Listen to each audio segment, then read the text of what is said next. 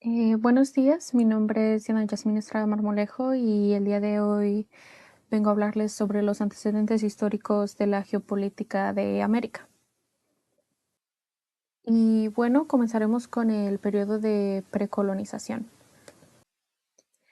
En ese se encuentra el poblamiento del continente, donde para conocer la historia de los primeros humanos en habitar América, los antropólogos tuvieron que basarse en meras teorías, ya que en esta época no existían documentos que pudieran probar algún tipo de acción. Y bueno, la teoría más aceptada sería la teoría del puente de Beringia, que plantea que los primeros humanos cruzaron el puente de Beringia, un puente que se formó por el congelamiento de las aguas que se encontraban entre Siberia y Alaska, lo que antes era Rusia y pues ahora Estados Unidos.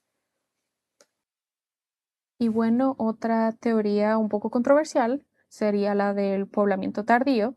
Esta teoría plantea que los pueblos indígenas llegaron a América en una serie de migraciones posteriores al periodo glacial, o sea, hace unos 15.000 años. Sin embargo, el hallazgo de artefactos con una edad mayor pertenecientes a estos pueblos regresan la atención al poblamiento temprano. Y bueno, ahora hablemos del establecimiento y desarrollo de los primeros humanos. Eh, bueno, los primeros humanos en América, conocidos como nómadas, no vivían en un lugar fijo, sino que se desplazaban a otros lugares según las temporadas del año. Se mantenían de la recolección y la caza de mamuts, bisontes y cabras, utilizando armas elaboradas por ellos mismos, como las que se mostraron anteriormente. Más tarde aprendieron a manejar las plantas, animales, creando así la agricultura y la ganadería para posteriormente formar las primeras aldeas. Y bueno, ahora nos pasaremos a la colonización y la conquista de América. Y pues bueno, tras la llegada de Cristóbal Colón al continente americano en el año de 1492, soldados europeos conquistaron distintas partes del continente bajo el mandato de sus respectivos gobiernos o coronas. Y pues entre ellos se encontraban Hernán Cortés, quienes ya sabemos conquistó México, personajes como Francisco Pizarro, quien conquistó Perú, Pedro Álvarez Cabral, quien conquistó Brasil, y Gaspar de Coligny, quien conquistó parte de Canadá. Y dentro de los países que conquistaron el continente se encontraba Gran Bretaña, quien estableció 13 colonias en la costa atlántica enfocadas en el poblamiento permanente, la agricultura, el comercio y el autogobierno local. Francia, que colonizó regiones como Canadá y el valle del río de Mississippi, destacándose por el comercio de pieles, alianzas con pueblos indígenas y menor densidad de población europea.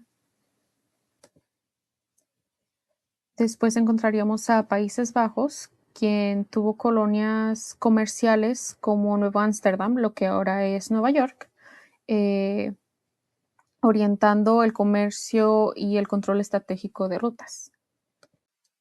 Seguiríamos con España, quien conquistó gran parte de América Central, América del Sur y el Caribe, y su colonización fue caracterizada por la conquista militar de grandes imperios indígenas como el azteca y el inca, la imposición del idioma español, la religión católica y de un sistema administrativo centralizado, y la explotación de recursos mediante sistemas como la enmienda. Y por último tenemos a Portugal, quien se estableció principalmente en Brasil, donde desarrolló una economía basada en la agricultura de plantación, más específicamente de caña de azúcar. Utilizó la mano de obra indígena y posteriormente africana esclavizada e impuso el idioma portugués y la religión católica. Y como sabemos que la colonización y conquista no duraron para siempre, entraremos a la independencia y a la formación de Estados-nación.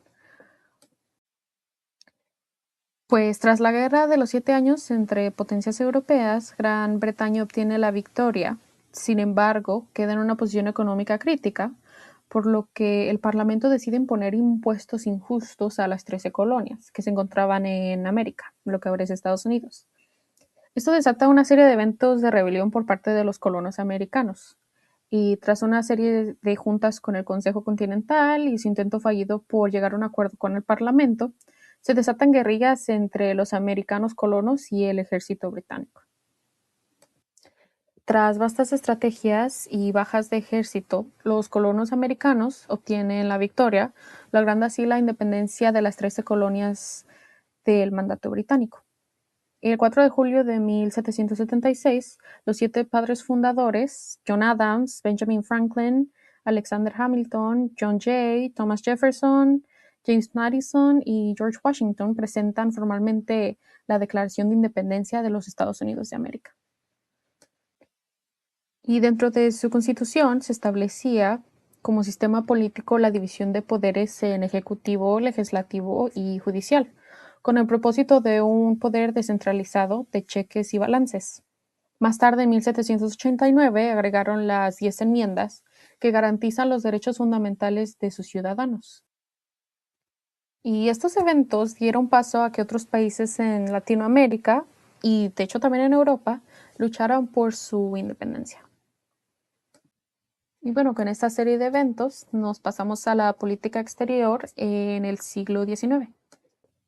Es necesario mencionar a la doctrina Monroe, que fue proclamada en 1823 por el presidente de los Estados Unidos, James Monroe, cuyos propósitos establecían que las potencias europeas no debían intervenir ni colonizar el continente americano, que Estados Unidos se comprometía a no intervenir en los asuntos europeos y que cualquier intento de recolonización europea sería considerada como una amenaza para los Estados Unidos.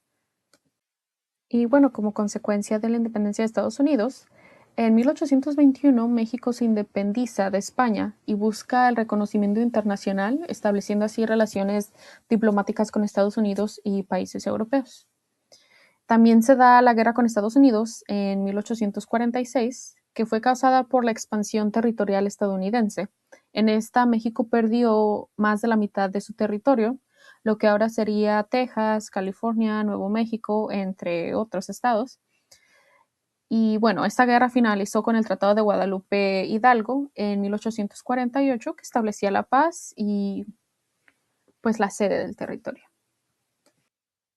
El siguiente evento emblemático de la política exterior sería la Guerra Hispanoamericana, que fue un conflicto entre Estados Unidos y España que marcó el fin de un imperio colonial español en América en 1898. Sus causas fueron la intervención estadounidense en la Guerra de Independencia de Cuba, intereses económicos y estratégicos de Estados Unidos y la explosión del acorazado USS Maine. Como consecuencia, España perdió Cuba, Puerto Rico y Filipinas. Los Estados Unidos se consolidó como una potencia imperial y se dio el inicio de una política más activa de intervención en América Latina. Y bueno, para el año 1903, Estados Unidos impulsó la separación de Panamá de Colombia, lo cual causó su control sobre la zona del canal. La construcción del canal comenzó en 1904 y fue clave para el comercio y el control militar mundial, el cual posicionaba a Estados Unidos como potencia. Y bueno, con esto podemos concluir que los antecedentes históricos de la geopolítica de América permiten comprender cómo el continente fue configurándose a partir de procesos de colonización, conquista e independencia, impulsados por los intereses de las potencias europeas y posteriormente de Estados Unidos. La imposición de distintos modelos coloniales dejó profundas huellas en la organización política, económica y territorial de los países americanos, y también cultural, cabe mencionar.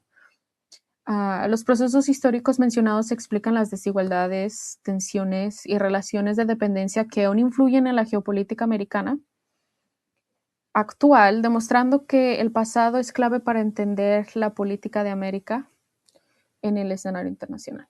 Muchas gracias.